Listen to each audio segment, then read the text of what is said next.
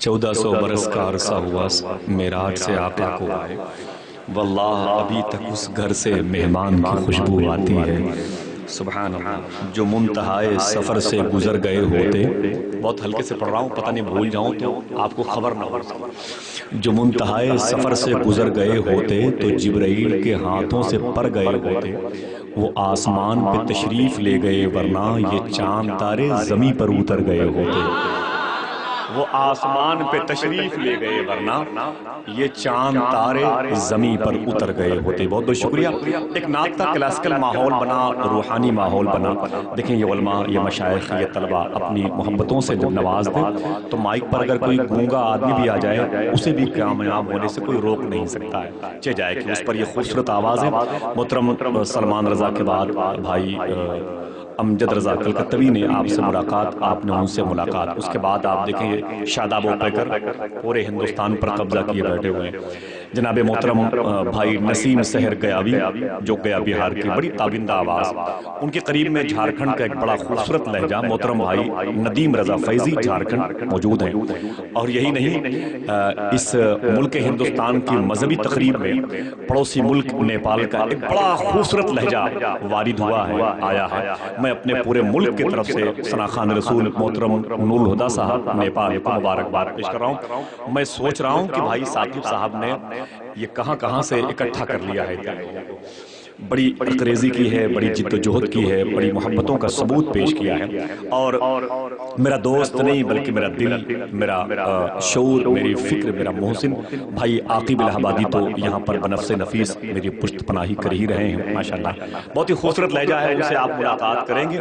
میں پہلے گزارش کروں میری تنظیم کے وہ کارکنان جو 10 سال سے آقا کریم کے نام کی مجلس کو سجائے ہوئے ہیں، آپ اس میں شرکت کرتے ہیں، کل میدان محشر میں آپ گواہی دیں گے۔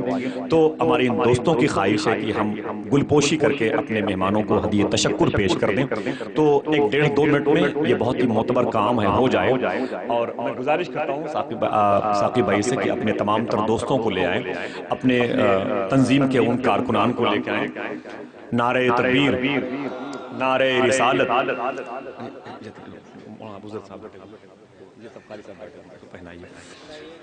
پہن لیجئے اور کچھ دیر پہنے رہیں، آپ لوگوں سے گزارش ہے کچھ دیر پہنے رہیے مفتی زاہد بھائی، میری گزارش ہے۔ جب مجھے پہنائیں گے تو میرے لیے چھوٹ ہے، لیکن آپ لوگ پہنے رہیے گا کہ ادھر پہنا دیجئے۔ دیکھیں ادھر بیٹھے ہوئے ہیں قاری صاحب، ان کو پہنا دیجئے۔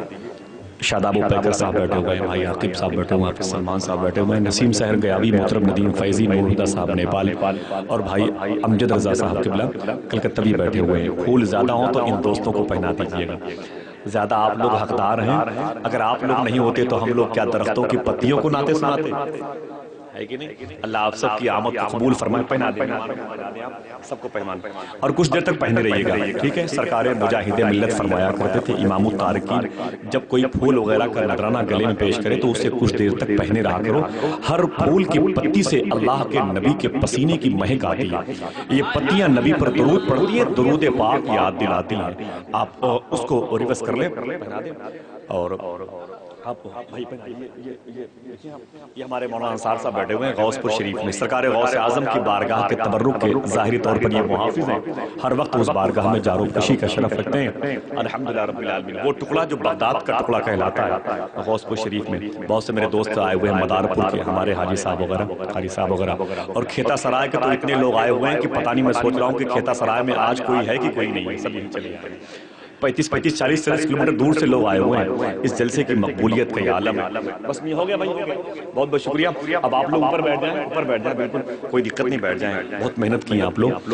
اور بس میں یہیں سے اپنی بات ختم کرتا ہوں۔ تقریریں بہت ہوتی ہے، جلسے بہت ہوا کرتے ہیں، روزانہ پورے ملک میں 200 250 300 جلسے ہوا کرتے ہیں۔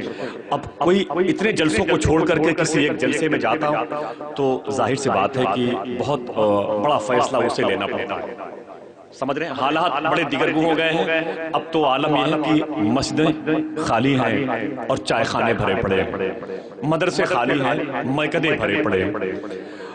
گاؤں کی وہ پاکیزہ خانقاہیں جہاں ہمارے سر جھکتے تھے دل کے ساتھ، ادب کے ساتھ، آج وہاں پر مکڑیوں کے جالوں نے قبضے کر رکھے ہیں اور ہم ہیں کہ اپنے آنکھوں میں تازہ اخبار کو سجائے ہوئے ہیں۔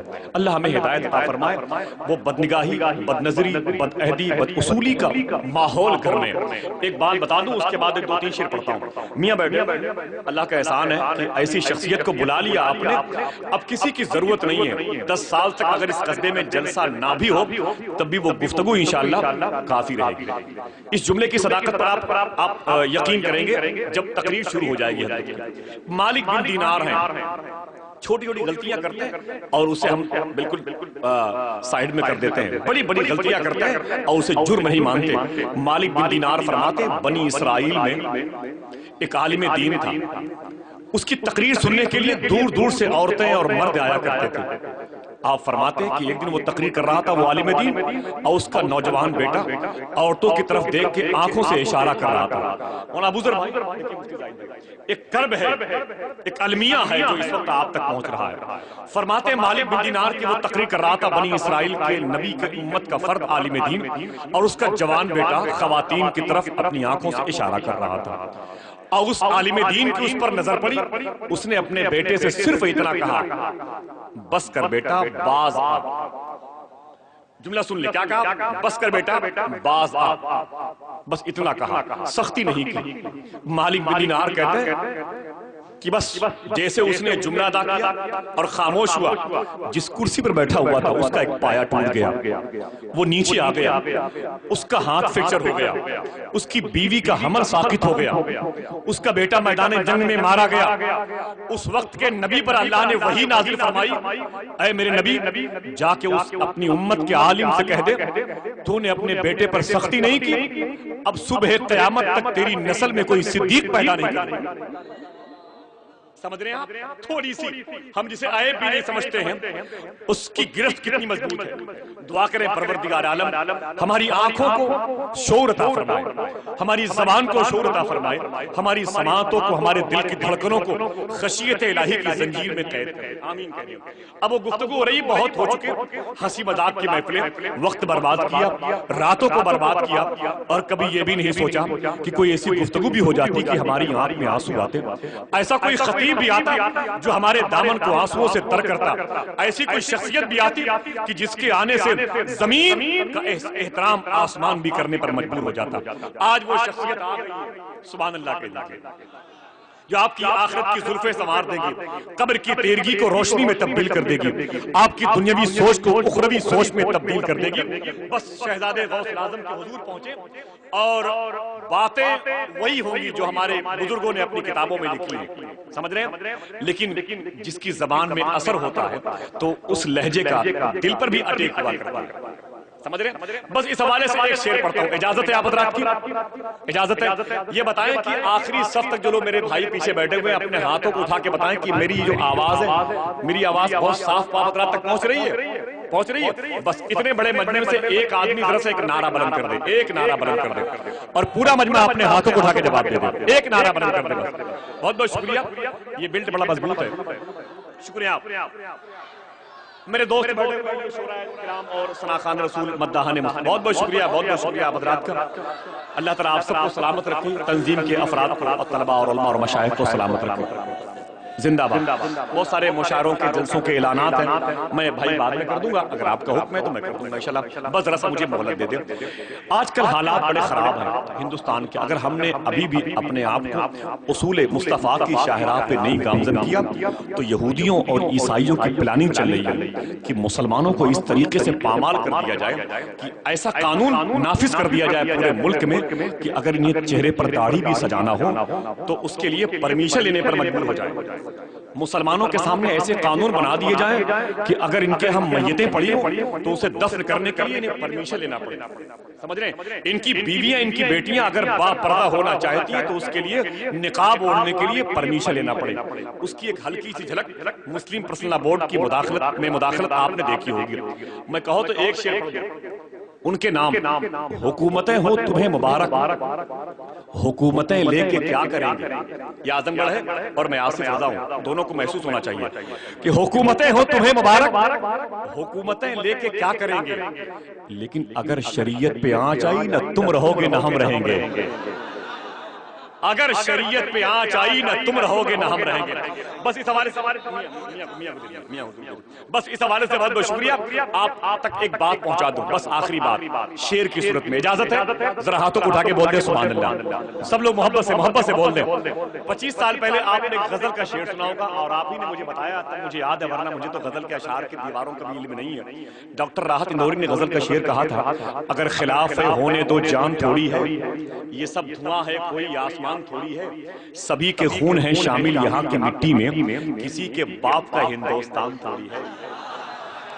یہ اس نے 20-25 سال پہلے کہا تھا، پتہ نہیں کب حالات کیسے کروٹ بدلے تھے، اس نے کس زاویے سے شعر کہا، ضرورت کیوں پڑی کہ اخبار میں کیا جلی ہوئی لاشیں مسلمانوں کی نظر آئی تھی، اس نے یہ کہا اگر خلاف ہے ہونے دو جان اگر خلاف ہے ہونے دو جان تھوڑی ہے، یہ سب دھواں ہے کوئی آسمان تھوڑی ہے، سبھی کے خون ہیں شامل یہاں کی مٹی میں، کسی کے باپ کا ہندوستان تھوڑی ہے۔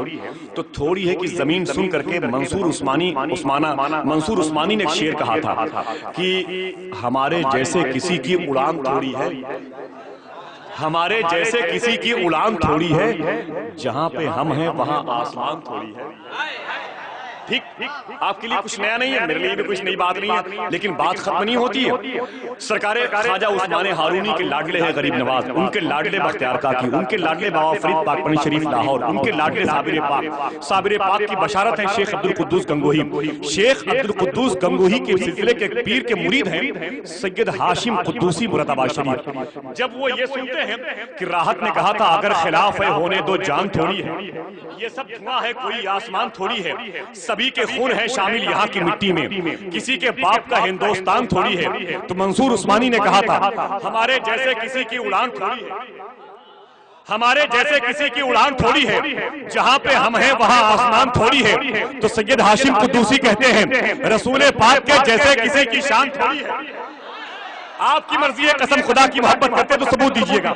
رسول پاک کے جیسے کسی کی شان تھوڑی ہے، میاں نعت نبی کہنا کوئی آسان تھوڑی ہے، نبی کے نام لیوا ہے نبی پر جان دے دیں گے، نبی کی جان سے بڑھ کر ہماری جان تھوڑی ہے۔ نبی کے نام لیوا ہے نبی پر جان دے دیں گے، نبی کے نام لیوا ہے نبی پر جان دے دیں گے، ہماری نبی کے نام لیوا ہے۔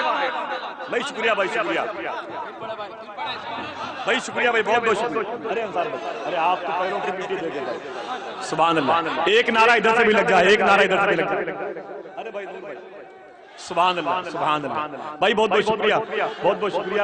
مدینہ پاک کی زیارت کی دعا کر دیجئے گا، آپ کے دلوں میں عشق رسول ہے، محبت سے میرے دوستوں کا حکم ہوا، بھائی بہت بہت شکریہ۔ بس آخری موڑ ہے اور میرے یہ دوست حضرات اپنی محبتوں سے نواز ہیں، مفتی زاہد بھائی وقت سے اللہ سب کو سلامت رکھے، سب کو سلامت رکھے۔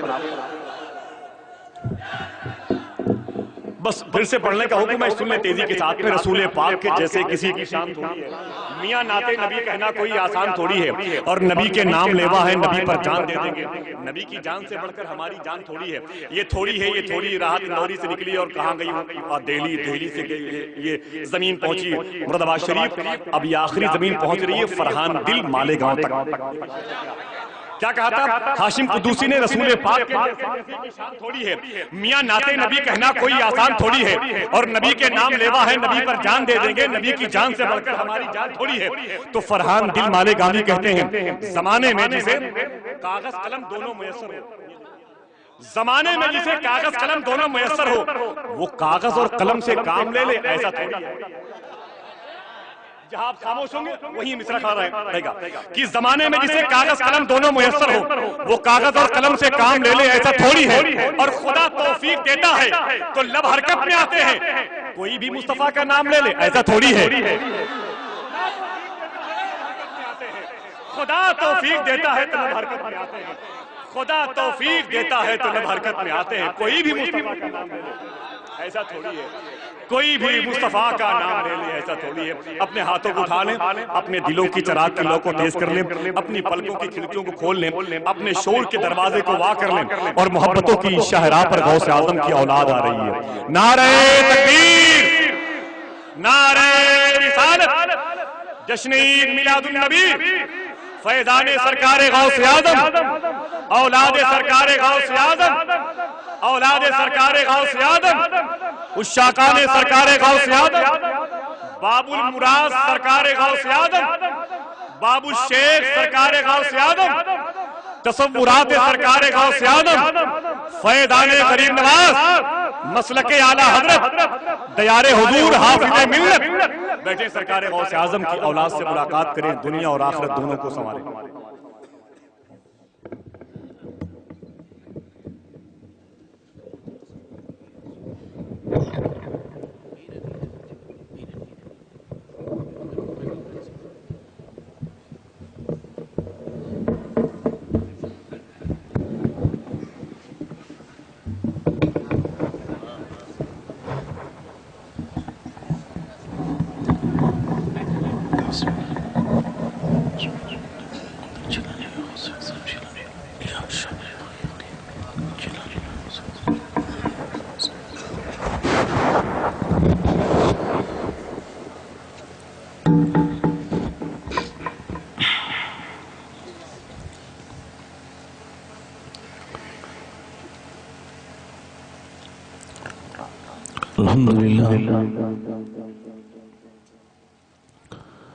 الحمدللہ رب العالمین,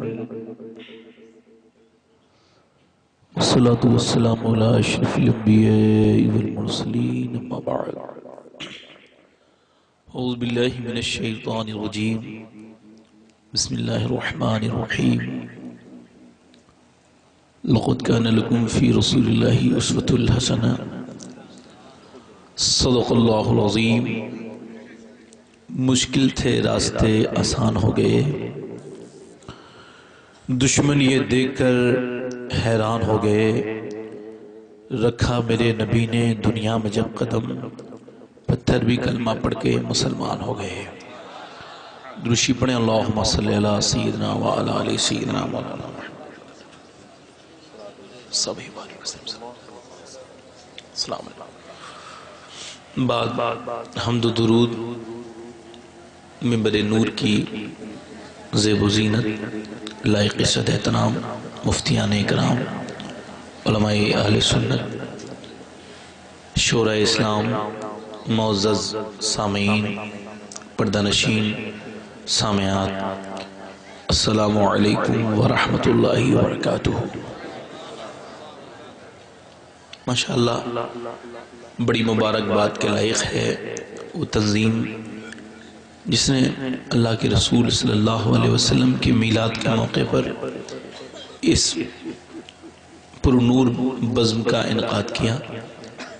اللہ تبارک و تعالی دنیا سے زیادہ آخرت میں بدلہ عطا فرمائے.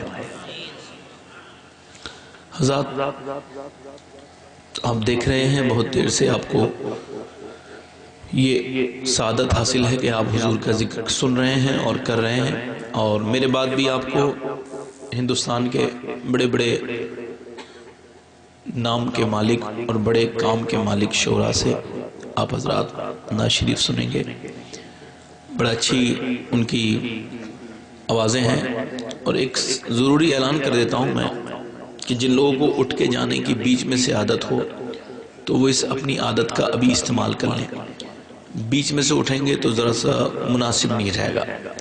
جنہیں اٹھ کے جانے کی بیچ میں سے عادت ہو وہ پہلے سے اٹھ جائیں. میری تقریر کے دوران کوئی اٹھتا ہے تو مجھے تکلیف ہوتی ہے, اور کسی مسلمان کو تکلیف دینا یہ اچھی بات نہیں ہے. باقی آپ کی مرضی ہے, ہندوستان میں کوئی کچھ بھی کر سکتا ہے, کسی وقت بھی کوئی کچھ بھی ڈیسیژن لے سکتا ہے, کوئی قید نہیں ہے. چاہے کسی کو کتنی بھی پریشانی ہو جائے تو مالک ہیں, آپ کچھ بھی کریں چاہیں. میں چاہتا ہوں کہ 2-3 شعر ترنم کے ساتھ میں بھی پڑھ دوں. حضرات اگر آپ اجازت دیں, اعلیٰ حضرت نے فرمایا کہ جب اگر عشق رسول بڑھانا چاہتے ہیں تو فرمایا اعلیٰ حضرت نے کہ کسی اچھے آواز والے شاعر سے نعت رسول سنو، عشق رسول میں اضافہ ہو جائے گا۔ ایک جگہ ایک مشورہ اور ہے اعلیٰ حضرت کا، فرماتے ہیں کہ جس کی آواز بہت زیادہ خراب ہو تو وہ کم سے کم تنہائی میں جتنی چاہے اتنی نعت شریف پڑھے، مگر کبھی محفل میں وہ احتیاط کرے، نہ پڑھا کرے، اس سے نعت کے تقدس کے پامال ہونے کا اندیشہ ہے۔ تو میری آواز اتنی خراب نہیں ہے، میں 2-3 شعر پڑھ دیتا ہوں، اگر آپ حضرات اجازت دیں تو ذرا بولیں، زور سے بولیں، ذرا مسکرا کے بولیں سبحان اللہ۔ ایک روایت سن لیں پہلے۔ میں بس میں تھا، میں بس میں بیٹھا سفر کر رہا تھا، تو میں نے ایک کتاب پڑھ رہا تھا، تو اس میں نے ایک حدیث پڑھی، تو میری کیفیت یہ ہو گئی پڑھتے پڑھتے کہ میرا دل چاہ کھڑے ہو کے میں نعرہ لگا دوں، ایک دم کلیجہ جھوم گیا، دل مسرور ہو گیا۔ آپ کا بھی ہو جائے گا اگر آپ پہلی بار سنیں گے تو، اور بار بار پھر دوسروں کو سنائیں گے تو ان کے دلوں میں ٹھنڈک پہنچے گی۔ ایسی حدیث ہے آپ کے کلیجے میں ٹھنڈک پہنچ جائے گی۔ مفتی صاحب سماعت کر لیں، آپ نے حضور کی پیدائش کے بارے میں بہت کچھ سنا ہوگا، مگر یہ ایک حدیث آپ اور سن لیجئے، اور ہو سکا آپ نے سنا ہی ہوگا اور بھی، مگر ان میں سے اور سن لیجئے آپ۔ یہ دعویٰ بھی غلط ہوتا ہے کہ آپ نے سنا نہیں ہوگا، یہ عجیب سی بات ہوتی ہے۔ ہاں آپ سن لیں پھر بھی اس بات کو۔ صحابہ اکرام حضور سے سوال کرتے ہیں کہ یہ بتائیں، اللہ کے رسول سے عرض کرتے ہیں حضور یہ بتائیں کہ بچہ جب پیدا ہوتا ہے تو روتا کیوں ہے؟ چونکہ پیدا تو بہت ہوئے ہیں اور خوبصورت بھی بہت ہوئے ہیں اور بہت خوبصورت اب بھی ہیں، مگر اللہ نے جیسے اپنے حبیب کو بنایا ایسا کسی کو نہیں بنایا۔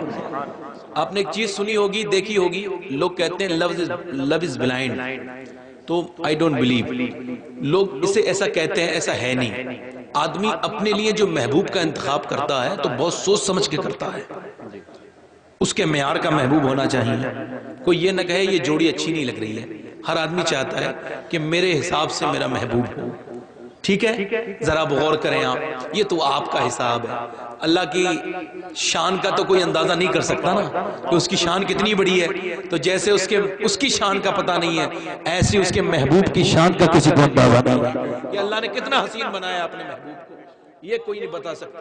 پردے ہٹے نہیں تھے تب اتنے حسین تھے کہ سن لیں، صحابہ پوچھ رہے ہیں کہ آپ سرکار جب بچہ پیدا ہوتا ہے تو روتا کائے ہے، کیوں روتا ہے؟ تو سرکار نے فرمایا کہ جب بچہ پیدا ہوتا ہے اس کے ساتھ ایک ہمزاد پیدا ہوتا ہے، وہ اس کی پسلیوں کو دباتا ہے تو بچہ چلاتا ہے۔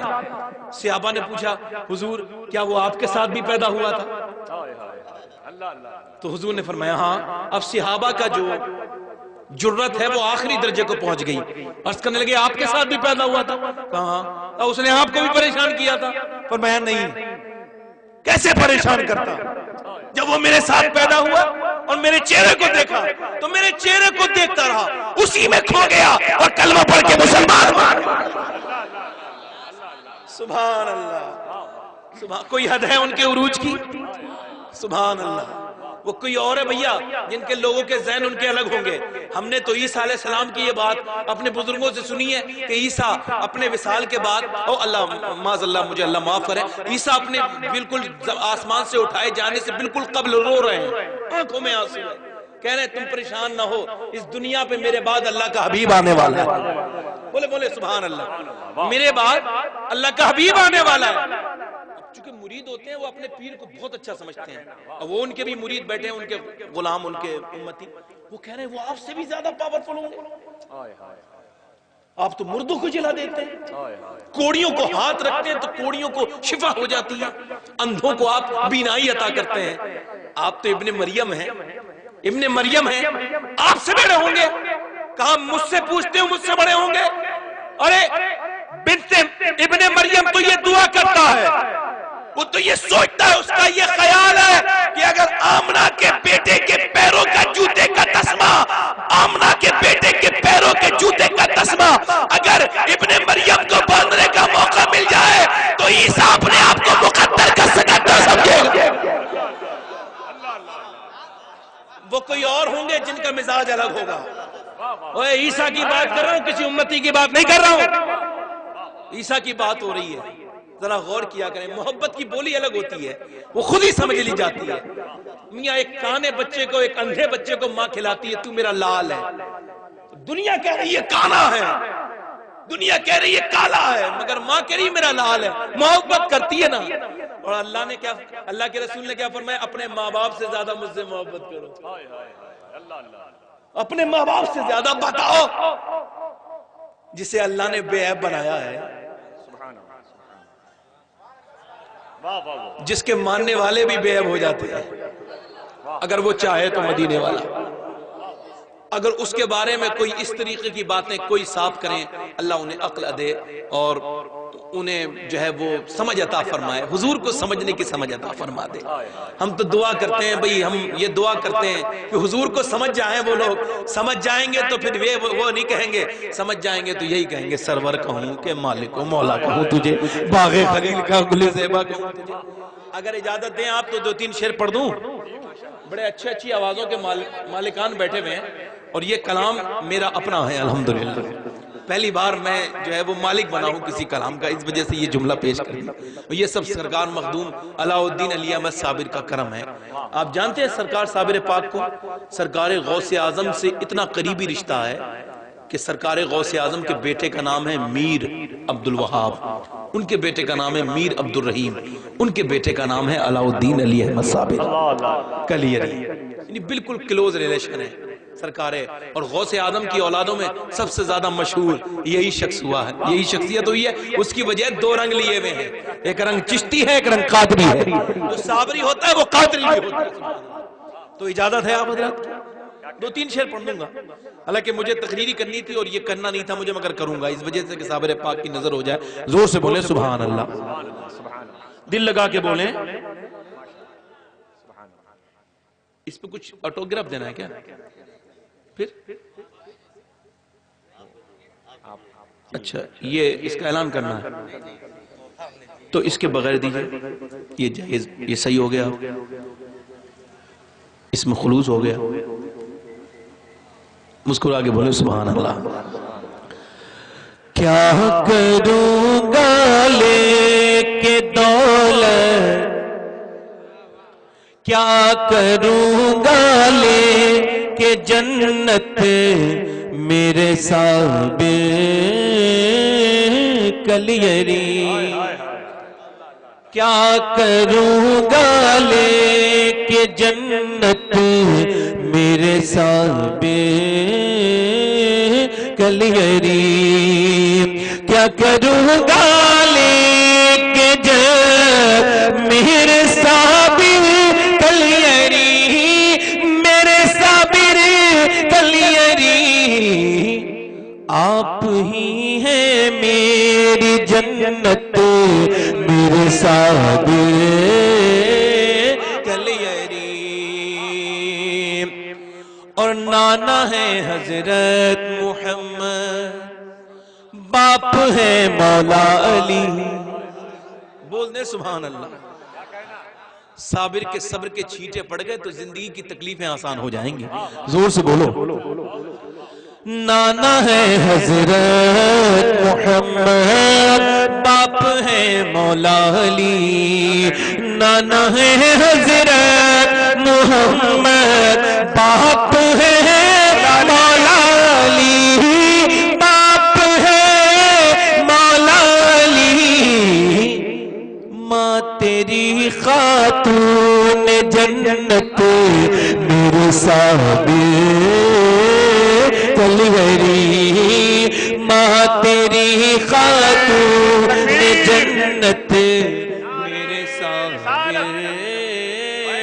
کلیری۔ اور یہ شعر سن لیں آپ لوگ۔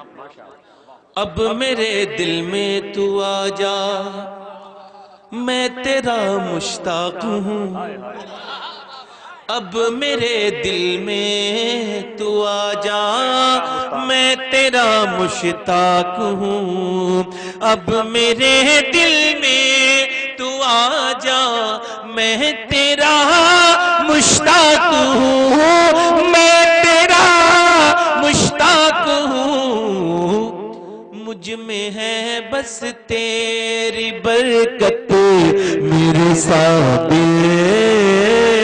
کلیری، مجھ میں ہے بس تیری برکت میرے صابر۔ اور یہ شعر سماعت کر لیں آپ لوگ۔ دیکھیں آپ، کبھی کبھی بیٹے سے باپ کا اندازہ لگایا جاتا ہے، کہتے ہیں نا اس کا بیٹا اتنا اچھا ہے تو باپ کتنا اچھا ہوگا۔ دنیا کو یہ بتانا تھا کہ صبر حسین کو تم سمجھ جاؤ یہ تمہارے بس سے باہر کی بات ہے۔ تم ہندوستان میں یہ سمجھ کے دیکھنا کہ جب ایک شخص 12 سال تک بھوکا کھڑا رہے، نہ کچھ کھائے نہ کچھ پیے، تو صابر کے صبر کا اندازہ دنیا نہ لگا سکی، تو حسین کے صبر کا اندازہ بھلا کوئی کیا لگا لے گا؟ بتائیں آپ۔ ہے شہید کربلا کے صبر کا تو آئینہ، ہے شہید کربلا کے صبر کا تو آئینہ، ہے شہید کربلا کے صبر کا تو آئینہ، صبر کا تو آئینہ، اور علی اکبر سی صورت میرے سامنے کلیری، اور علی اکبر۔ اور یہ آخری شعر سن لیں، اس کے بعد مقطع سنیے گا۔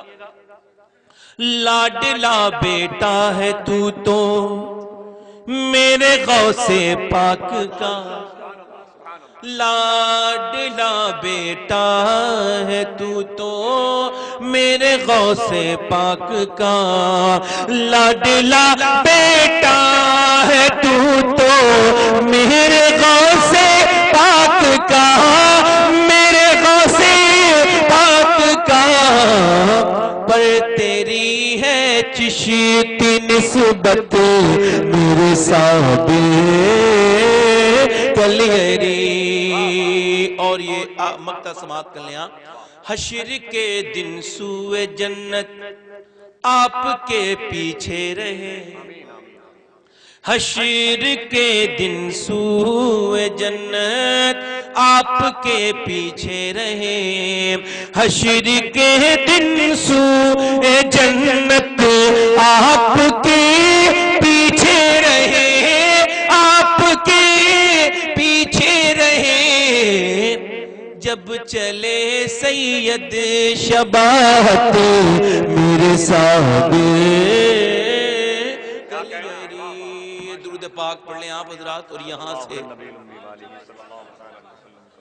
سے سن لیں آپ لوگ۔ بڑی نوازش، بڑا کرم آپ لوگوں کا، بڑا، اور بڑے دھیان سے میری بات کو سنیں۔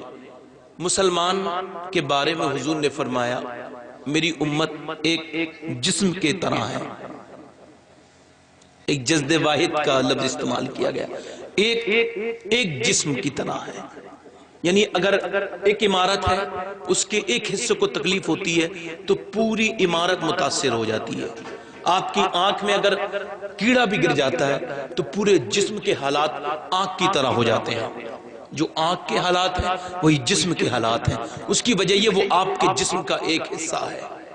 اسی طرح سے مسلمان کے گھر میں اگر آگ لگتی ہے اور کسی دوسرے کو دل کو تسکین کا وہ باعث بن رہی ہے، تو جس کے دل کو وہ تسکین دے رہی ہے وہ اپنے دل پہ نظر ثانی کرے اور توبہ کرے، اللہ کے سامنے جھک جائے، چونکہ اب اس کا دل حضور کی محبت کا باغی ہو چکا ہے۔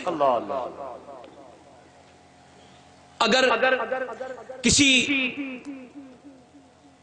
مسلمان کی بربادی سے کسی کا دل خوش ہوتا ہے تو وہ سب کچھ ہو سکتا ہے، کامل مومن نہیں ہو سکتا۔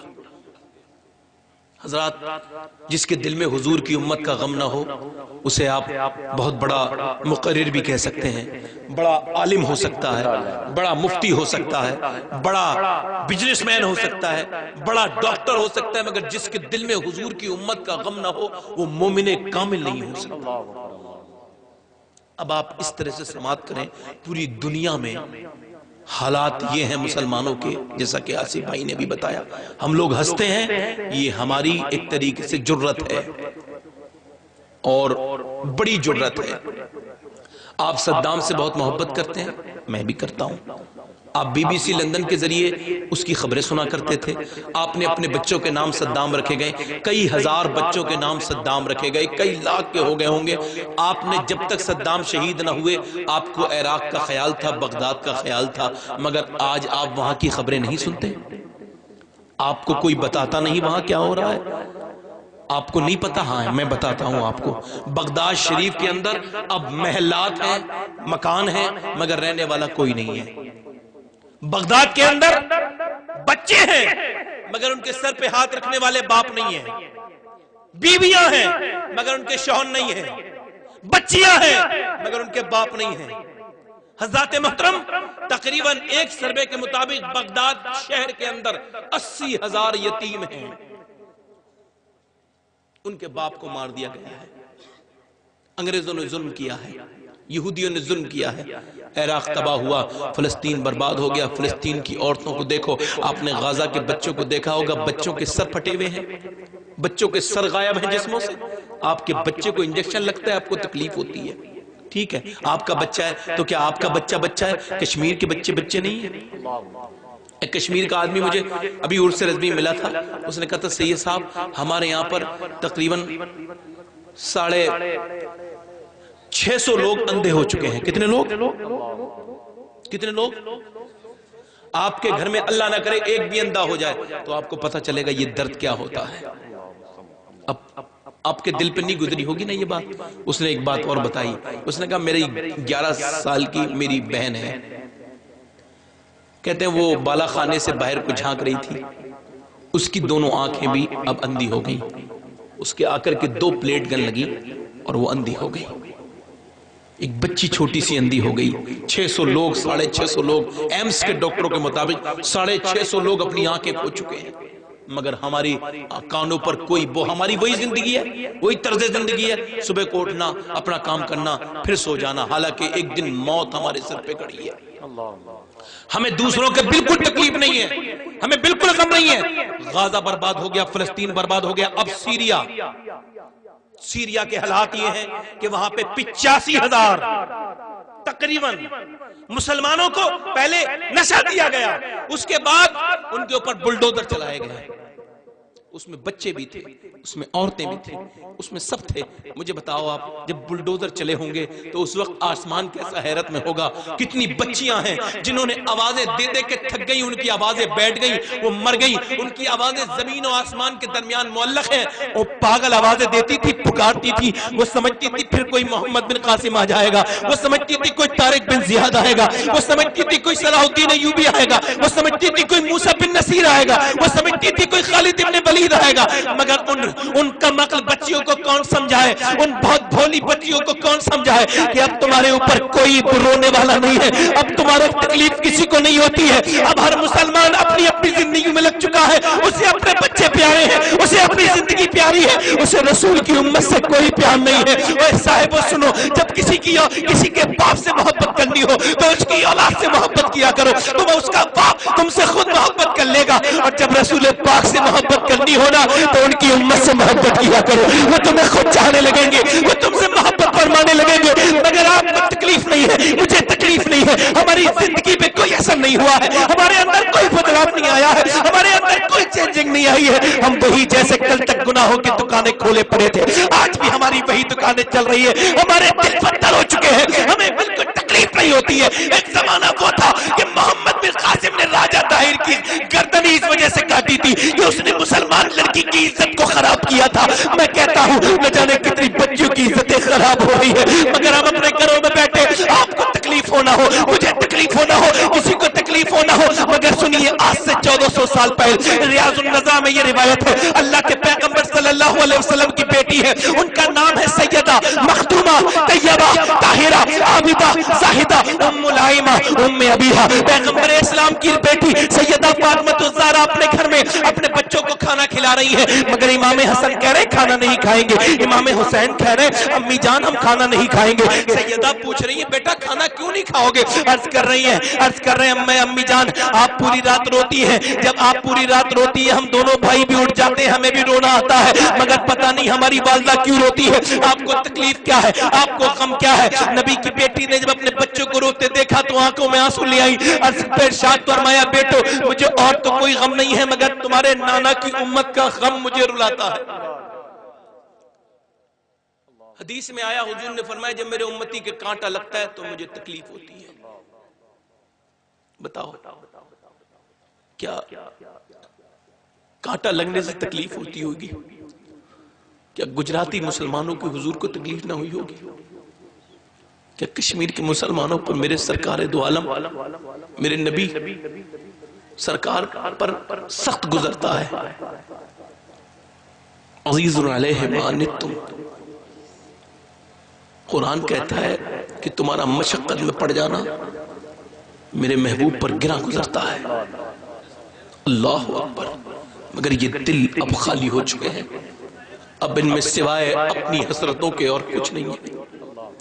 اپنی زندگی کی پلاننگ، اپنی فیملی پلاننگ، حالانکہ مسلمان کی سب سے بڑی پلاننگ ہے اپنے رب کے قریب پہنچ جانا، اپنے رسول کے قریب پہنچ جانا، مگر ہم نے کیا پایا اور کیا کھو دیا؟ آؤ سیرت رسول کا ایک چیپٹر کھولتے ہیں کہ 40 سال کی عمر حضور کی اور اللہ نے اب حکم دیا ہے میرے محبوب اب آپ یہ کہیں کہ اللہ ایک ہے، اب آپ یہ فرمائیں کہ اللہ ایک ہے۔ تو پیغمبر اسلام نے اس دعوت تبلیغ کو وہاں سے شروع کیا، اسی جگہ کا انتخاب کیا جہاں پہلے بھی اعلانات ہوتے رہے تھے۔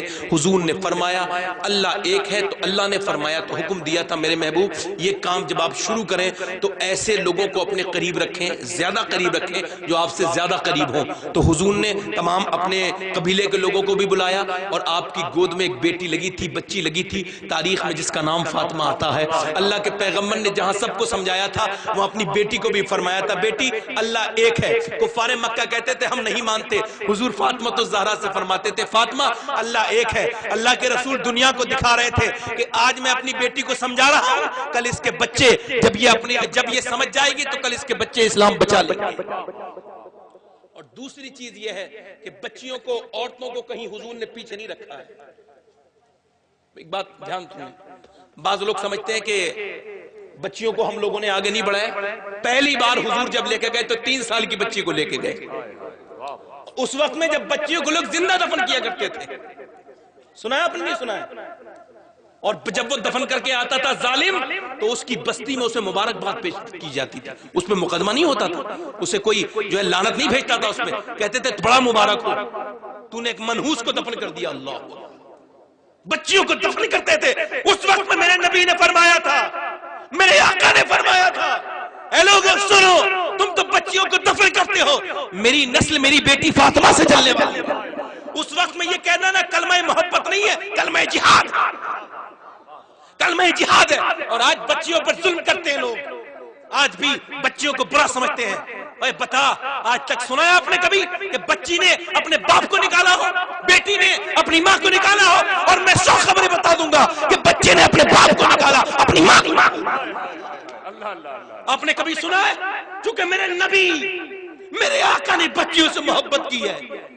خدا کی قسم اللہ کے رسول کی بیٹی کا لقب ہے ام ابیہا، اپنے باپ کی ماں، اتنی خدمت کرتی تھی حضور کی کہ مدینے والے کہتے تھے فاطمہ اپنے ہمارے آقا کی اتنی خدمت کرتی ہیں جتنی ماں اپنے بیٹے کی خدمت کرتی ہو۔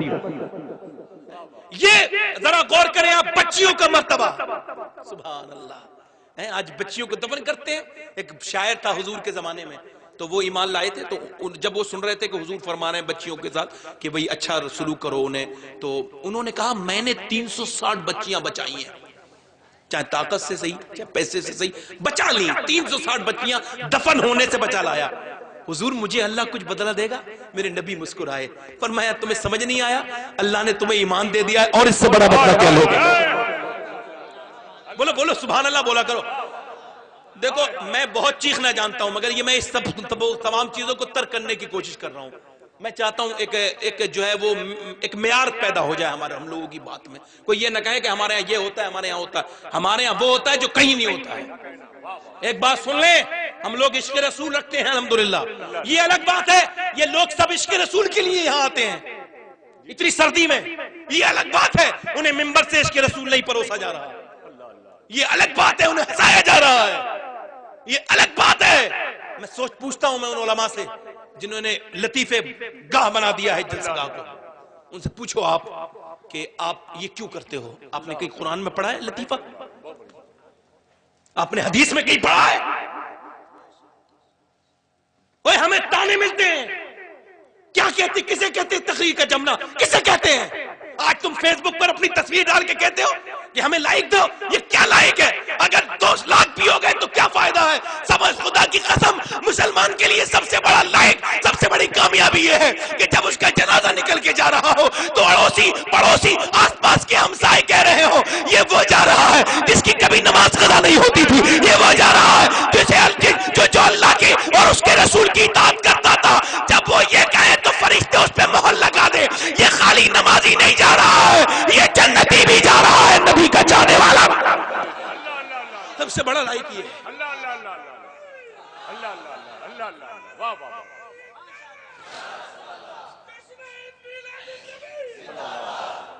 میں انشاءاللہ کوشش کروں گا, آپ میرا ساتھ دیں گے انشاءاللہ. میں کوشش کروں گا کہ آپ کے دل دھل جائیں. میں کوشش کروں گا کہ میں اس واقعے کو بیان کر دوں جس واقعے کو بیان کرنے کے لیے بہت ساری کیفیات کی ضرورت ہے. اللہ تعالی ہمیں بے حس نہ بناوے. ہمارے مدارس کے بڑے بڑے جو اساتذہ گزرے ہیں, وہ جو نیک تھے, وہ عالم بھی تھے اور صوفی بھی تھے. وہ جب حضور کی تکلیفوں کا ذکر ہوتا تھا تو پڑھاتے پڑھاتے اتنا روتے تھے کہ ان کے طلبہ ولی بن جاتے تھے. حافظ ملت کا فرمان ہے, ماشاءاللہ کتنے قریب ہوں میں حافظ ملت کے. وہ فرماتے ہیں کہ علماء سے جب اساتذہ سے طلبہ علم سیکھیں تو علم سے زیادہ انہیں دیکھ کر کے عمل کی بھی ترغیب کریں, اپنے اندر عمل بھی پیدا کریں. اللہ اکبر. خالی علم سے کچھ ہونے والا نہیں, ایسا تو شیطان کے پاس بہت تھا. عمل ضروری چیز ہے, ٹھیک ہے. آپ ذرا غور کریں, میں کیا کہہ رہا تھا آپ سے. بچیوں کی بات چل رہی تھی. بچی سبحان اللہ ہے, بچی کتنی مبارک ہوتی ہے, بہت مبارک ہوتی ہے. ذرا غور کریں آپ, بہنوں کی محبت, بھائی کی محبت, یہ سب چیزیں میں آپ کو وہاں پہ لے جانا چاہتا ہوں. اور ذرا غور کریں آپ, میری بات پر دھیان دیں. اللہ تبارک و تعالیٰ اپنے حبیب کا صدقہ عطا فرماوے ہم لوگوں کو. ذرا غور کریں آپ, آج کے زمانے میں, ابھی میں نے کچھ دنوں پہلے ایک ویڈیو میں نے دیکھا کہ ایک بچی کو پنی کی تھیلی میں, کالی میں, پیدا ہوتے ہی بند کیا اور اس میں بہت ساری اینٹیں رکھی, اور اینٹیں رکھنے کے بعد اسے ڈال دیا دریا میں. بتائیں آپ, پوری رات پڑی رہی. وہ صبح کو وہ جو مچھیارے وغیرہ ہوتے ہیں, وہ بیچارے جن کا کام ہی ہوتا ہے, تو وہ آئے, انہیں آواز آئی, رو رہا کوئی. سب طرف دیکھا تو پانی کی طرف سے آواز آ رہی تھی. اندر گئے تو سبحان اللہ, کتنی سردی پڑ رہی ہے نا. وہ اندر گئے, پانی میں سے جب انہوں نے پنی کھولی تو اس کے اندر بچی تھی, اور وہ مسکرا رہی تھی, ہاتھ چلا رہی تھی, رو رہی تھی, اور دنیا کو بتا رہی تھی دیکھو ابھی میرے پروردگار نے پوری رات میری حفاظت کری, تو کیا پوری زندگی مجھے وہ نہ پالے گا؟ اور کون پالے گا؟ تم کیوں مجھے یہاں ڈال کے گئے ہو؟ بنی اسرائیل میں ایک شخص تھا, اس کی 6 بچیاں تھیں, اور بچیاں تھیں, بچہ کوئی نہیں تھا. اس نے کہا اپنی بیوی سے کہ اگر 7ویں بھی بچی ہو گئی تو طلاق دے دوں گا. سفر میں تھے, اور سفر میں چلتے چلتے چلتے چلتے چلتے چلتے وقت یہ آ گیا کہ وہ اسے جو ہے وہ اس کی ڈیلیوری کا وقت آ گیا. وہ بالکل جو ہے وہ درد ذہن میں مبتلا جب ہونے کو تھی تو وہ ایک دم نکل گئی, کہیں ایسا نہ ہو ایک بچی پیدا ہو جائے, میرے شوہر کو پتہ چل جائے. تو وہ پہاڑ کی ایک کوہ میں سنسان میں جا کے گئی, اور بڑی تکلیف ہوتی ہے. اللہ سب کو اپنی ماں کا وفادار بناوے. بڑی تکلیف اٹھاتی ہے ماں اپنے بچے کے لیے, سمجھ میں آ رہی نہیں آ رہی ہے؟ اللہ سب کو وفادار بناوے. تو وہ جو ہے وہ بچی کو وہیں انہوں نے دیکھا تو بچی پیدا ہوئی, رونے لگی, کہنے لگی میری بچی تجھے میں نہیں لے کے جا سکتی, میں تجھے بدنصیب بھی نہیں کہوں گی, لے کے بھی نہیں جاؤں گی. اس وجہ سے تجھے لے کے جاؤں گی تو تیری 6 بہنوں کا نصیب خراب ہو جائے گا. اسے وہیں چھوڑ کے روتی بھی چلی گئی. ذرا غور کریں آپ, 4 مہینے کے بعد واپس اسی سفر میں جب وہیں پہ ڈیرا اللہ کی قدرت سے ڈالا گیا تو اس نے سوچا ایک بار دیکھ کے تو آ جاؤں. جب دوپہر کے وقت میں سب آرام کر رہے تھے تو وہ چلی گئی, یہ سوچ کر کے کہ ہڈیاں ہوں گی, کچھ نہ ہوگا تو میری بچی کی ہڈیاں پڑی ہوں گی, انہیں چوم لوں گی. آنکھوں میں آنسو تھے.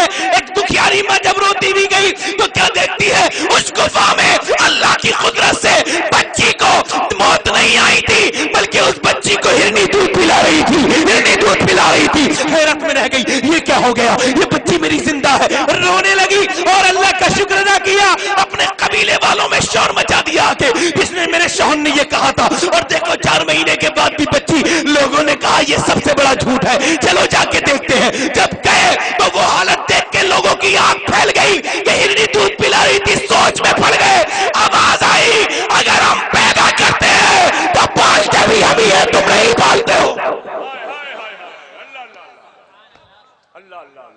بچیوں پر رحم کیا کریں، نبی نے محبت سکھائی ہے بہن کی، سبحان اللہ۔ آؤ ایک حضور کی بہن کا ذکر کرتے ہیں، ان کا نام ہے حضرت مخدومہ شیمہ، سبحان اللہ۔ اور ایک چیز بتا دوں میں، وہ دن بھی کہی تھی، کچھ لوگوں کے لیے نئی ہوگی، کچھ لوگوں کے لیے پرانی ہوگی، وہ سنیں آپ۔ ہر بچہ بچپن میں جتنا خوبصورت ہوتا ہے تو بڑے ہو کے نہیں ہوتا اتنا، اسپاٹ ہو جاتے ہیں چہرے پر، پمپل نکل آتے ہیں اور چہرہ ویسا نہیں رہتا ہے۔ لوگ کہتے ہیں، اکثر آپ سے بھی کہتے ہوں گے، بیٹے تو پیدا ہوا تو بڑا خوبصورت تھا، اب ایسا نہیں ہے، مگر میرے نبی کے ساتھ ایسا نہیں ہے۔ بولو بولو بولو، وہ بچپن میں تو اتنے حسین ہیں۔ حلیمہ سعدیہ کہتی میرے پاس کچھ عورتیں آئیں اور کہنے لگی کہ آج کل بڑی مالدار ہو گئی ہے تو، کہا کیا ہو گیا، کہ پورے گھر تیرا روشن رہتا ہے، بڑے پیسے ہیں تیرے پاس، کیا معاملہ ہے، ہمارے گھر تو چراغ شام سے بجھانا پڑتا ہے، تیرے ساتھ کیا ہے؟ تو حلیمہ سعدیہ بولی چراغ تو میں نے توڑ کے باہر پھینک دیے، جا کے دیکھو، کہا پھر روشنی کیسے ہوتی ہے، کہا یہ جو بچہ ہے نا، بولو بولو بولو، اب دلوں میں روشنی ہو جائے گی، بولو، یہ جو بچہ ہے نا، یہ بچہ جب سے لائی ہوں چراغ بچ جاتا تھا، آواز آئی تھی حلیمہ اب چراغ نہ جلا، تیرے گھر میں میرا محبوب آ گیا ہے، بولو بولو۔ یہ تو بچپن کی خوبصورتی کا عالم ہے، اور پیدائش کے وقت میں وہ حدیث سنا دی میں نے آپ کو۔ اب آئیں 55 سال کے بعد تقریباً، یا 50 سال کے بعد، امی عائشہ کہتی میری سوئی گر گئی، پھر میں بڑی پریشان تھی، چراغ میں تیل نہیں تھا، حضور نے کہا کیوں پریشان ہو، کہا حضور سوئی گر گئی، اندھیرا ہے۔ سرکار دو عالم نے جب مسکرانا شروع کیا تو خدا کی قسم ہے عمر لاکھوں برس کی تیری مگر ہے تازہ شباب تیرا، فرماتی ہے اتنی روشنی ہوئی پورا کمرہ روشن ہو گیا۔ توجہ ہے؟ تو حضور کی بہن کا نام ہے مخدومہ شیمہ، وہ کہتی ہیں کہ وہ ان کے ساتھ یہ معاملہ تھا، یہ عرب میں یہ جو قبیلہ بنی سعد ہے، اس کے ساتھ ایک معاملہ تھا کہ اس کی بچیاں شام کے وقت میں اپنے اپنے بھائیوں کو ایک جگہ لے جاتی تھیں کھلانے کے لیے، اور وہ بچیوں کو لے کے جاتی تھی اور کہتی تھی میرا بھائی دیکھو، میرا ویر دیکھو، میرا پیارا دیکھو، سب کے سرما لگا ہوا ہے، چھوٹے چھوٹے بچے گود میں ہیں، اللہ اللہ۔ اب ان بچوں میں تمام خلقت کا وہ بادشاہ جسے اللہ نے بادشاہ بنایا ہے، وہ پیغمبر اسلام کو جب حضرت مخدومہ شیمہ سب سے آخر میں انٹری کرتی تھی، آخر میں لے کے جاتی تھی، سب نے اپنے اپنے بھائی دکھا دیے، اب ذرا میرے بھائی کے چہرے پہ بھی نظر ڈال کے دکھاؤ کیسا لگتا ہے۔ بچیاں کہتی تھی تیرا بھائی تو سب بچوں کا سردار معلوم ہوتا ہے۔ دعا کرتی تھی مولا جیسے تو نے آج میرے بھائی کو سردار بنایا، جب یہ بڑے ہو کے سردار بنے تو پھر مجھے وہ دن دکھانا کہ میں دیکھ لوں انہیں۔ تو ایک دن وہ آیا، اگر آپ بھائی ہیں تو بڑے غور سے سنیں، اور دیکھو ایک بات یاد رکھو، رشتے ختم مت کیا کرو۔ تمہیں دوستوں سے بہت پیار ہے، رات میں فون کرتے ہیں چلے جاتے ہو، دوستوں سے اتنا محبت رکھنا تمہارے لیے ضروری نہیں ہے جتنا تمہیں ماں سے محبت رکھنا ضروری ہے۔ اپنی بہن سے بہن کے گھر جایا کرو، خرچہ کیا کرو، اور کیوں کیا کرو یوں۔ شیمہ کے شوہر جو ہے حضور کی اپوزیشن پارٹی میں حضور سے کے ساتھ جنگ لڑ رہے تھے، وہ قید ہو گئے۔ اب وہ جب جیت گئے، جب حضور نے جنگ جیت لی تو وہ قید ہو گئے، تو کچھ پیسوں کی ضرورت تھی، تو وہ رو نہیں تھی بیٹھی ہوئی، تو کسی نے یہ کہہ دیا کہ محمد قتل تو نہیں کرتے ہیں، فدیہ کا حساب چلایا، تو انہوں نے نام سنا، کہا ذرا باپ کا نام بتاؤ، صلی اللہ علیہ وسلم، باپ کا نام عبداللہ، ماں کا نام آمنہ، تو بولی اب کسی پیسے کی ضرورت نہیں ہے۔ ارے بولو نا جلدی بولو، کسی پیسے کی ضرورت نہیں، زور سے سبحان اللہ بولا کرو۔ سرکار دو عالم کی جلوہ گری ہے یہاں، سمجھو بات کو، زور سے بولو۔ جتنا آج دل لگا لو گے پوری زندگی دل لگے گا انشاءاللہ۔ تو اس بات کو ذرا غور کریں آپ، غور کریں ذرا، وہ کہتی ہیں اب کوئی ضرورت نہیں ہے، تو پھر حضور کے پاس ملنے کے لیے گئیں، سرکار دو عالم سے اجازت مانگی صحابہ سے، تو کہہ دینا، تو حضور نے فرمایا تم نے روکا کیوں میری بہن کو، اندر لے کے آؤ۔ جب آ گئی حضرت شیبہ، حضور نے ایک دم پہچان لیا اور فرمایا کیوں آئی ہو، کہاں تھی؟ کہا میری دور شادی ہو گئی تھی، آج آپ کا نام سنا تو آ گئی۔ کہا کیا معاملہ ہے؟ کہا کیوں، کوئی وجہ؟ کا وجہ یہ ہے کہ میرا شوہر آپ کے یہاں ہے، قید میں مقید ہے۔ تو سرکار نے فرمایا اچھا تو تم اسے لے جاؤ، تم آ جاتی تمہارے نام سے چھوڑ دیتا۔ پھر میرے آقا نے فرمایا اکیلی نہیں جاؤ گی، جوڑا منگواؤ، ایک جوڑا۔ پہلی بار تاریخ میں کسی بھائی نے کسی بہن کو جوڑا دیا ہے، وہ میرے نبی نے دیا ہے۔ اب بہن کو دینا جوڑا کسی دنیا دار کا نہیں، مدینے کے تاجدار کا طریقہ ہے۔ مدینے کے آئے تو اسی باتوں کو ذرا یاد کر لیتے ہیں اور ادھر آتے ہیں۔ حضور نے جب یہ کہا ہے اللہ ایک ہے، تو جسے سب سے پہلے کلمہ پڑھنا ہے وہ شخص وہاں پہ ہے ہی نہیں۔ ان کا نام ہے حضرت سیدنا ابو بکر صدیق، جن کا ذکر آپ کی محفلوں میں بہت کم ہوتا ہے۔ وہ ذکر ایسا ہے جتنی بار سنو گے اتنے دل کو تمہارے سکون ہو جائے گا۔ سمجھ میں آ رہی نہیں آ رہی؟ غور کریں آپ، وہ حضرت ابو بکر صدیق ہیں، انہیں کلمہ پڑھنا ہے مگر وہ سو رہے ہیں، بہت دور سو رہے ہیں۔ ذرا غور کریں صاحب، ماشاءاللہ حضور کے غلام سو رہے ہیں۔ ایک دن یہ مسجد نبوی میں تھے تو جبرائیل بھی تھے، تو انہوں نے حضور کو سے پوچھا یہ جو ابو قحافہ ہیں یہ ابو قحافہ ہی تو ہیں؟ حضور نے فرمایا ہاں۔ تم جانتے ہو کہ زمین سے زیادہ آسمان والے جانتے ہیں نا، آسمان میں ان کا نام حلیم ہے۔ آئے ہے سبحان اللہ، مسکرا کے بولو سبحان اللہ۔ ویسے بھی اتنا علم تھا بھی نہیں کسی کے پاس جتنا ابو بکر صدیق کے پاس تھا۔ اللہ نے بڑا حلیم بنایا اللہ نے۔ ذرا غور کریں آپ، اللہ تعالیٰ ان لوگوں کے دل کو دھو دے جن لوگوں کے دلوں میں ان تمام باتیں ہوں، وہ اس وجہ سے سنا رہا ہوں۔ حضرت ابو بکر صدیق سو رہے ہیں، سوتے سوتے سوتے سوتے کیا دیکھتے ہیں کہ آسمان سے چاند آیا، چاند کا ایک ٹکڑا ہوا، چاند کے 2 ٹکڑے ہوئے، چاند کے 3 ٹکڑے ہوئے، چاند کے 4 ٹکڑے ہوئے، چاند کے 5 ٹکڑے ہوئے، چاند کے 6 ٹکڑے ہوئے، چاند کے 7 ٹکڑے ہوئے، چاند ایک گھر میں، چاند 2 گھر میں، چاند 3 گھر میں، چاند 4 گھر میں، 5 گھر میں، 6 گھر میں، ہر گھر میں پھر وہی چاند ایک جگہ ہو کے ابو بکر کی گود میں۔ ڈریم میں سٹاپ ہو گیا، خواب ختم ہو گیا، سپنا سماپت ہو گیا، مگر تجسس بڑھ گیا، بے قراری بڑھ گئی۔ کسی سے کہا میں نے یہ خواب دیکھا ہے، تو کہ ہم تو جانتے نہیں، بحیرہ نام کا راہب جانتا ہے۔ اس کے پاس گئے اور اس سے جا کر کے بولے میں نے یہ خواب دیکھا، کا نام بتائیں، ابو بکر کا رہنے والے مکے کے کا خواب بتائیں۔ خواب یہ ہے، چاند دیکھا، ٹکڑے آئے، اس کے بعد وہ میری گود میں آ گیا چاند کا، تم پھر یہاں کیا کر رہے ہو؟ اگر تمہارا نام ابو بکر ہے تو جلدی چلے جاؤ، تم اس کے دوست بننے والے ہو جو اللہ کا دوست ہے۔ وہ اللہ کا۔ اب وہ جو ہے چلنے لگے، چلتے گئے، مکے پہنچے، کسی سے کہا کس نے نبی ہونا کا دعویٰ کیا، تو کسی نے کہا محمد، فدا کا امی و ابی۔ تو معلوم ہے جواب کیا تھا؟ اگر انہوں نے کیا ہے تو وہی نبی ہو سکتے ہیں اور کوئی دوسرا نبی بھی نہیں ہو سکتا ہے۔ پھر حضور کے پاس جا کے بولے، آپ سرکار سے بولے، عرض کی کیا آپ نبی ہیں؟ آپ نے فرمایا ہاں۔ تو کہا کوئی معجزہ دکھائیں؟ نبی مسکرائے، اور خدا کی عزت کی قسم جب آمنہ کا بیٹا مسکراتا ہے تو خالی آمنہ کا بیٹا نہیں مسکراتا، پوری کائنات مسکرانے لگتی ہے۔ فرمایا معجزہ دیکھنا چاہتے ہو؟ ہاں۔ اچھا، اب آپ نے دیکھا ہوگا زمین دنیا بڑی ترقی کر رہی ہے، ایسی بھی مشین بنی ہے جو آپ پہلے یہ ناممکن تھا کہ عرب والے آدمی کو آپ دیکھ لیں، جو عرب میں ہے یا امریکہ میں ہے، آپ اسے دیکھ نہیں سکتے تھے، بات کر سکتے تھے مگر اب آپ دیکھ بھی سکتے ہیں، اور اس سے آپ ایسے بات کر سکتے ہیں جیسے میں آپ سے بات کر رہا ہوں، ایمو کے ذریعے، وہ آپ جانتے ہیں اچھے سے۔ دنیا نے بڑی ترقی کی ہے، دنیا بڑی آگے پہنچ گئی، اللہ کرے میں جلدی سے وہاں آ جاؤں، بہت ترقی کی ہے دنیا نے، مگر الٹرا ساؤنڈ مشین دیکھیے آپ نے، سنا ہوگا الٹرا ساؤنڈ، وہ اگر کہہ دے کہ پتھر ہے تو پتھر ہے، وہ کہہ رہے کنکر ہے تو کنکر ہے، وہ کہہ رہے کہ سوجن ہے تو سوجن ہے، وہ کہہ دے کہ میل ہے تو میل ہے، وہ کہہ فیمیل ہے تو فیمیل ہے۔ القصہ مختصر یہ کہ مختصر بات یہ ہے کہ لوگ الٹرا ساؤنڈ پر ایمان لا چکے ہیں ایک طریقے سے، مگر بہت بڑی بڑی مشینیں ایجاد ہوئیں، لوگ کہتے ہیں کہ جھوٹ پکڑنے والی مشین، میں یقین نہیں کرتا، مگر آج تک کوئی ایسی مشین ایجاد کرنے کا دعویٰ نہیں ہوا جو یہ بتا سکے آصف بھائی سو رہے ہیں، میں ان کے برابر میں سو رہا ہوں، سفر ہے، میں نے کوئی خواب دیکھا تو آصف بھائی کتنے بھی طاقتور صحیح مگر یہ نہیں بتا سکتے میرے خواب میں کیا چل رہا ہے۔ یہ شاداب و پیکر ہیں، یہ نہیں بتا سکتے، نسیم سحر ہیں، یہ نہیں بتا سکتے۔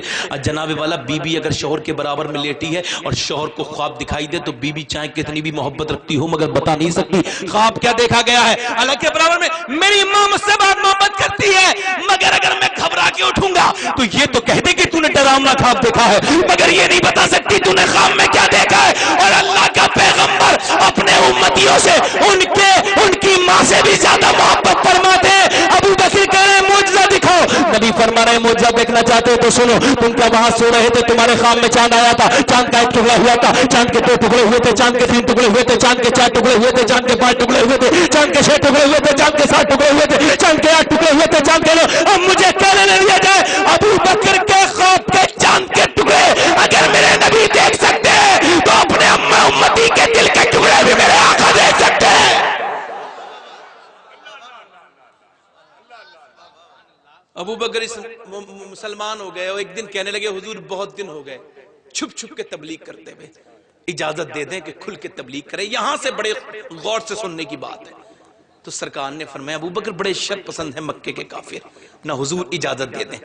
سرکار نے فرمایا ٹھیک ہے۔ 38 مسلمان اس وقت تک ہو چکے تھے اور حضور آگے آگے ہیں، حضرت ابو بکر اور باقی تمام صحابہ پیچھے پیچھے چلتے چلتے چلتے چلتے چلتے چلتے چلتے چلتے کعبے میں پہنچ گئے۔ حضور نے ابو بکر کو کھڑا کر دیا۔ اب بتاؤ جسے نبی کھڑا کر دے اسے کوئی بٹھال سکتا ہے؟ سرکار نے فرمایا ابو بکر یہ کہو کہ اللہ، کیا کہو؟ اللہ۔ حضرت ابو بکر کھڑے ہوئے بولے اللہ ایک ہے، لا الہ الا اللہ۔ جب یہ صدائے حق بلند ہوئی تو مکے کے تمام کفار ڈر گئے، سہم گئے، اپنے اپنے گھروں سے نکلے، اتنی ہمت ہو گئی چلو یہ کرو، چلو مارو، چلو یہ کرو۔ تمام کفار کعبے میں آ گئے اور کہنے لگے بند کرو یہ کہنا کہ اللہ ایک ہے۔ حضرت ابو بکر صدیق بولے اب یہ سانسیں تو بند ہو سکتی ہیں مگر یہ آوازیں بند نہیں ہو سکتی کہ اللہ ایک ہے۔ تجھے جو کرنا ہو وہ کر مگر یہ نہیں ہوگا بند۔ آج آپ کہتے ہیں اسلام پہ چلنا بہت مشکل ہے، سن لے غور سے، شریعت پہ چلنا بہت مشکل ہے، آج مشکل ہے جبکہ اویلیبل ہے اے سی، ایئر کنڈیشن مسجدیں ہیں، گرم پانی ہے سردیوں میں۔ آج مشکل ہے کہ جب بلال کے سینے پہ سل رکھی جاتی تھی پتھر کی تب سے مشکل تھا، جب بلال کی کمر جلتی تھی اس پہ پھپولے پڑتے تھے تب مشکل تھا۔ بتاؤ مجھے جب مشکل تھا، یہ ایک میں نے پڑھا ایک صحابی کا پتھر پہ ہاتھ رکھ دیا گیا، ایک تو ہاتھ پتھر پہ، سنیں انگلی کتنے بھی پہلوانوں اگر ذرا سی کاٹ دی جائے نا تو آدمی کتنا بھی طاقتور ہو بے ہوش ہو جائے گا۔ سنیں پتھر پہ انگلی رکھی گئی، کفار ستا رہے ہیں اور دھار دار ایک ہتھیار مارا تو انگلی کے آگے کے پورے کٹ کے آگے کو چلے گئے۔ پھر سوال کیا بول اسلام پہ قائم رہے گا؟ اس نے کہا ہاں بالکل رہوں گا۔ پھر اٹھایا ایک ہاتھ اور پھر جب اٹھایا تو پھر جب مارا تو یہ اور کٹ گئے، یہ پھر آگے کو چلے گئے۔ ذرا غور کرو یہ جب کٹیں گے تو کتنی تکلیف ہوگی۔ جب مشکل تھا یا آج مشکل ہے؟ آج تمہاری انگلی کاٹ رہا ہے کوئی، تمہارے سر پہ تمہارے سینے پہ پتھر رکھ رہا ہے کوئی، تم مشکل بنانا چاہتے ہو، مشکل ہے نہیں۔ ان لوگوں نے مشکلیں اٹھا لی، ہم لوگ مشکل نہیں اٹھاتے، ہم نکارا لوگ ہیں، اچھے لوگوں کے برے ماننے والے ہیں ہم۔ ہماری ذرا غور کریں، ٹرپ کاٹا تو پھر جب تیسری مرتبہ ہتھیار اٹھایا تو کہا اکیلے ایک ایک کر کے کیوں کاٹتا ہے؟ صحابی نے کہا ایک ساتھ گردن کاٹ دے، ایک ساتھ گردن کاٹ دے، یہ نام دل پہ لکھا ہوا ہے، زبان پہ لکھا ہوا نہیں ہے جو تو ختم کر دے۔ کیسے مٹائے گا تو؟ حضرت ابو بکر صدیق کہہ رہے ہیں اللہ ایک ہے، اس ظالموں نے کہا بند کرو یہ کہنا۔ آپ نے فرمایا جو تمہارا دل چاہے وہ کریں۔ انہوں نے پھر حملہ کر دیا نہتے صحابہ پر۔ یہ پہلا اجتماعی حملہ تھا جو صحابہ پر ہوا تھا۔ میرے پیغمبر اسلام کے دیوانوں سنا کرو باتوں کو، دھیان سے سنا کرو۔ تو سنو، حضور اکرم صلی اللہ علیہ وسلم کے اس غلاموں پر حملہ ہوا، سرکار کو تو پروٹیکشن میں لے لیا، حفاظتی دستے نے اپنی حفاظت میں لے لیا، مگر حضرت ابو بکر صدیق رضی اللہ تعالیٰ عنہ کو کوئی پروٹیکشن میں نہیں لے سکا۔ ایک آدمی نے آ کر کے اپنا ڈنڈا آپ کے سر پر مارا، آپ کا سر پھوٹ گیا، پھر آپ زمین پہ گر گئے، پھر اس نے آپ کے سینے پہ قبضہ کیا اور پھر اپنے جوتا زور زور سے آپ کے ایک چہرے پر پھر ادھر سے کہتا تھا کہو گے اللہ ایک ہے؟ آپ کہتے ہیں ہاں کہوں گا اللہ ایک ہے۔ پھر مارتا تھا، پھر اس نے ایک جوتا سیدھا کر کے آپ کے ہونٹوں پر مارا، میرے بچے قربان ہو جائیں، میری 10 اولادیں ہوں وہ سب قربان ہو جائیں حضرت ابو بکر صدیق کے اوپر۔ آنکھوں میں سے منہ میں سے خون نکلنے لگا، مگر پھر بھی دیوانہ یہ کہہ رہا ہے ہاں کہوں گا اللہ ایک ہے۔ جب تک بے ہوش نہ ہوئے تب تک آپ پر ضربیں لگتی رہیں اور آپ یہی کہتے رہے کہ اللہ ایک ہے۔ آخر کار آپ بے ہوش ہو گئے، آپ کا قبیلہ بنی تمیم آپ کو اٹھا کے لے جاتا ہے اور کہتا ہے اگر ان کا انتقال ہو گیا تو بدلہ ضرور لیں گے۔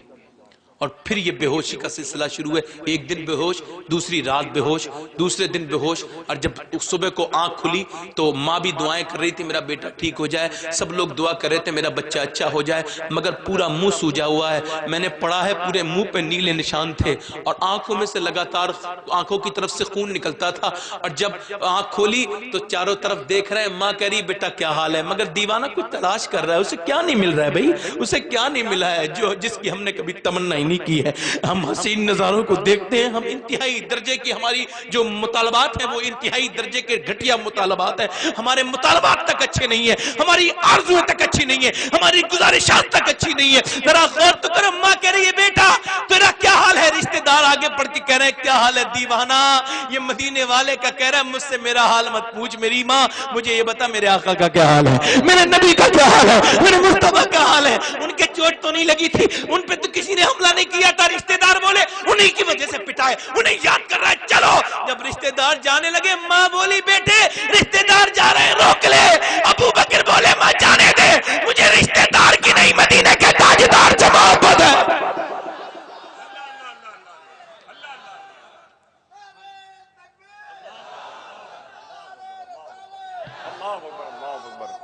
صلی اللہ علیہ وسلم۔ رشتہ دار چلے گئے، ماں کہہ رہی بیٹا دوا کھا لے، کا نہیں کھاؤں گا۔ ماں کہہ رہی ہے کہا بیٹا کھانا کھا لے، ماں مجھے نبی کے پاس لے چل، میں پہلے اپنے آقا کا دیدار کروں گا۔ ایک صحابی نے کہا کہ اسے خبر ہوئی، مسلم شریف کی حدیث ہے کہ حضور کا انتقال وصال ہو گیا تو انہوں نے کہا اللہ میری آنکھیں چھین لے، تو ان کا جو بیٹا تھا اس نے کہا باپ کیا ہمیں نہ دیکھے گا، تو اس نے رو کے کہا جب میں اپنے آقا کو نہیں دیکھوں گا تو پھر کسی کو نہیں دیکھنا چاہتا۔ حضرات ذرا دھیان سے میری بات پر آپ غور کریں اور سنتے چلے جائیں، اللہ آپ کو برکتیں عطا فرمائے، رحمتیں عطا فرمائے۔ دیکھیں حضرات ایک بار اور گزارش کر لیتا ہوں، بڑے ادب سے گزارش کرتا ہوں کہ یا تو آپ ابھی چاہیں تو ابھی اٹھ کے چلے جائیں، مجھے بہت تکلیف ہوتی ہے جب کوئی صاحب اٹھتے ہیں، برا مت مانیے، اس وجہ سے تکلیف نہیں ہوتی کہ وہ چلے گئے، اس وجہ سے تکلیف ہوتی ہے، ایسا نہ ہو ایسا ہوتا کہیں کہ یہ اگر آج اللہ تعالیٰ سب کو ہدایت دینے والا ہوتا اور آج یہ چلے جاتے تو یہ بچ جاتے تو بڑی یہ خسارے کی بات ہوگا، اللہ سب کو بخشنے والا ہوتا، بس یہ نیت، اس کے علاوہ مجھے یہ سب چیزیں وہ لگتی نہیں ہے۔ جس آدمی کو مر کے قبر میں جانا اسے تقریر جمانے کی حوصلہ بس نہیں ہوگی، اسے سوچنا ہوگا کہ اللہ تعالیٰ اس کے گناہوں کو معاف کر دے، تقریر جمے کہ نہیں جمے، یہ الگ سی بات ہے۔ حضرت ابو بکر صدیق کی ماں کہہ رہی بیٹا کھانا کھا لینا، مجھے حضور کے پاس لے چل، اکیلی کیسے لے کے جاؤں گی؟ کہا عمر کی بہن ام جمیل کو بلا لے، وہ تیری مدد کر دے گی۔ رات کی تنہائی میں ام جمیل کہہ رہی ہیں کھانا کھا لو، کا نہیں حضور کے پاس لے چل۔ رات کے وقت میں دو خاتونوں کے ساتھ حضرت ابو بکر صدیق چل رہے ہیں، ماں اپنے بیٹے کو تھامے ہوئے ہیں، چل رہے ہیں، چلتے چلتے چلتے چلتے جب چل رہے ہیں تو پیروں میں تکلیف ہے، چل رہے ہیں، چہرے میں سے خون نکل رہا ہے، چل رہے ہیں، آنکھیں سوجی ہوئی ہیں، چل رہی ہیں، نہیں مال و زر تو کیا ہے، میں غریب ہوں، یہی نا میری بے خودی، تو ہی لے چل مجھے جانب مدینہ۔ اللہ اللہ تمام فکروں نے ہمیں گھیر رکھا ہے، ہم لوگ مدینے نہیں جا پا رہے ہیں، اس کی وجہ یہ ہم لوگ مدینے جانے کے قابل ہی نہیں ہوئے ہیں۔ ذرا غور کریں آپ، اور ذرا غور کرتے چلے جائیں۔ ابو بکر جب چل رہے ہیں تو آسمان مبارک بات دے کے کہہ رہا ہے ابو بکر تیرے طرح عاشق تو میں نے کبھی نہیں دیکھا، عشق تو بہت دیکھے، زمین لرز کے کہہ رہی ہے اب ابو بکر تیری طرح عاشقی میں نے کبھی اپنے اوپر نہیں دیکھی. زمین کہہ رہا میں نے اپنے نیچے تیری طرح عاشقی نہیں دیکھی. چلتے چلتے چلتے چلتے جب حضور کے دروازے تک پہنچے تو میرے آقا پہلے ہی انتظار کر رہے تھے، پہلے ہی انتظار فرما رہے تھے. ابو بکر حضور کو دیکھتے ہی چپٹ جاتے ہیں اور چپٹنے کے بعد رونا شروع کر دیتے ہیں. اس قدر روتے میرے آقا بالکل بھی ان سے بات نہیں کرتے، انہیں رونے دیتے ہیں، ان کا دل ہلکا ہونے دیتے ہیں. میں کہتا ہوں میرے پروردگار اپنے محبوب کی نالین کے صدقے میں کوئی تکلیف ایسی مجھے بھی دے دے، ایسی تکلیف کوئی مجھے بھی عطا کر دے کہ عالم بیداری میں نہ صحیح تو عالم خواب میں ہی ایک مرتبہ آقا مجھے سینے سے لگا لے، میرے رحمت عالم مجھے سینے سے لگا لے، میرے سرکار مجھے سینے سے لگا لے. ابو بکر روتے چلے جا رہے ہیں، آقا شفقت فرماتے چلے جا رہے ہیں. سرکار نے پوچھا دل دیر کے بعد ابو بکر کیا حال ہے؟ کہہ رہے ہیں آقا میرے منہ پہ جو جوتے اتبا نے مارے تھے اس کی تکلیف ابھی تک ہو رہی ہے. آقا نے فرمایا ابو بکر تھوڑے دن صبر کر لے، ایک دن وہ آنے والا ہے کہ دنیا میرے نام کے بعد تیرا نام لے رہی ہوگی، میرے نام کے بعد تیرا نام لے رہی ہوگی. مسجد کے نمازی تیرا نام لیں گے، مدرسے کے طلبہ اور مدرس تیرا نام لیں گے، نقبہ تیرا نام لیں گے، خطبہ تیرا نام لیں گے، مجدد تیرا نام لیں گے. اے ابو بکر اللہ تیرے تذکرے کو بلند فرما. ایک دن دوپہر کے وقت میں حضور اکرم ایک دن دوپہر کے وقت میں باہر نکلتے ہیں اور یہاں سے جو لوگ روزہ نہیں رکھتے ہیں وہ اس روایت کو غور کر لیں، اور جو اپنی دنیا میں مست ہیں وہ اس روایت کو غور کر لیں. تھوڑا وقت ہے میرے پاس ابھی آپ حضرات سے مخاطب ہونے کے لیے، زیادہ وقت میں آج نہیں لوں گا. درود شریف پڑھ پانی ہے اس میں، پانی درود شریف ایک مرتبہ پڑھ لیں. اللہم سے شاید کچھ صلی اللہ تعالی علیہ وسلم صلاۃ و سلام علیک یا رسول اللہ صلی اللہ تعالی علیہ وسلم. بسم اللہ الرحمن الرحیم. الحمدللہ. تو وہ سن لیں، حضور دوپہر کے وقت میں باہر آئے ہیں اور حضور کی چادر رحمت آپ کے سر پر ہے، اور دیکھا تو باہر حضرت ابو بکر بیٹھے ہیں، حضرت عمر بھی بیٹھے ہیں. حضور نے ان دونوں حضرات کو جب دوپہر کے وقت میں باہر دیکھا تو سرکار نے فرمایا تم دوپہر میں دھوپ میں باہر کیوں آئے ہو؟ تو حضرت ابو بکر صدیق نے عرض کی آقا آج 5 دن سے کچھ کھایا نہیں ہے، بھوک لگی تھی تو باہر آیا. عمر تم؟ کہ حضور میں نے 3 دن سے کچھ نہیں کھایا ہے. آقا ہو تو ایسا ہو، اور میرے آقا کی طرح کسی کا آقا نہیں ہے، میرے نبی کی طرح کوئی نہیں ہے، اللہ نے کسی کو ایسا نہیں بنایا. حضور اپنے غلاموں کے درمیان بیٹھ گئے، بیٹھتے ہوئے ارشاد فرمایا ابو بکر تم نے 5 دن سے کچھ نہیں کھایا، عمر تم نے 3 دن سے، تمہارے نبی کو آج 9 دن ہو گئے، میں نے 9 دن سے کچھ نہیں کھایا. ایک آنے جانے والا ہر شخص احساس کرتا ہے کہ حضور نے کچھ نہیں کھایا. میرے مفتی اعظم فرماتے ہیں کھاتے ہیں تیرے در کا، پیتے ہیں تیرے در کا، دانا ہے تیرا دانا، پانی ہے تیرا پانی، دانا ہے تیرا دانا. ایک شاعر نے کہا تھا کہ فاقے سے رہ کر تم نے بھر دی سائلوں کی جھولیاں، آج تک باقی ہے وہ فیض کریمانہ تیرا. ذرا غور کریں آپ، اللہ کے پیغمبر صلی اللہ علیہ وسلم بیٹھے ہیں، آنے جانے والا شخص احساس کر رہا ہے حضور نے کچھ نہیں کھایا ہے، اور پھر ایک صاحب کہتے ہیں حضور آپ کی میرے گھر دعوت ہے. آپ کو اپنی بچی کی بہت فکر ہوتی ہے نا، تو ذرا غور کریں آپ. حضور جب کھانے کے لیے تشریف فرما ہوئے، جب کھانا آیا تو ایک روٹی پر چند بوٹیاں رکھی، کہا یہ میرے گھر دے آؤ. صاحب نے پوچھا بندہ نواز یہ کس کے لیے؟ ارشاد فرمایا اگر آج میں نے 9 دن سے کچھ نہیں کھایا ہے تو میری بیٹی فاطمہ بھی آج گھر میں 9 دن سے ہی بھوکی ہے. ایک روایت سناتا ہوں میں، اپنی بہنوں کی نظر کرتا ہوں، اور آپ بھی سن لیں، اور آپ بھی سن لیں، غور کر لیں. ایک دن حضرت علی دوپہر کے وقت میں گھر آتے ہیں تو دیکھتے ہیں سیدہ چکی چلا رہی ہیں، اور پہلے بھی چلاتی تھی چکی، روز چلاتی تھی، مگر آج حضرت علی نے ہاتھ پکڑ لیے، کہا فاطمہ چکی نہ چلاؤ. کہا کیوں نہ چلاؤ؟ کہا کیوں نہ چلاؤ؟ تو یہ تو نہیں کہا چکی پہ کچھ نہیں کہا، پھر حضرت علی کی طرف دیکھنے لگی. فاطمہ آج نہ چلاؤ چکی. کیوں؟ روز تو چلاتی تھی. یوں اس لیے نہیں چلاؤ کہ اس دن جب خاتون جنت چکی چلا رہی تھی تو آپ کے ہاتھوں کے جو زخم تھے ان میں سے خون نکلا تھا، اور اس خون سے پورا ہینڈل تر ہو گیا تھا. یہ کسی عام شخص کی بیٹی کا ذکر نہیں ہے.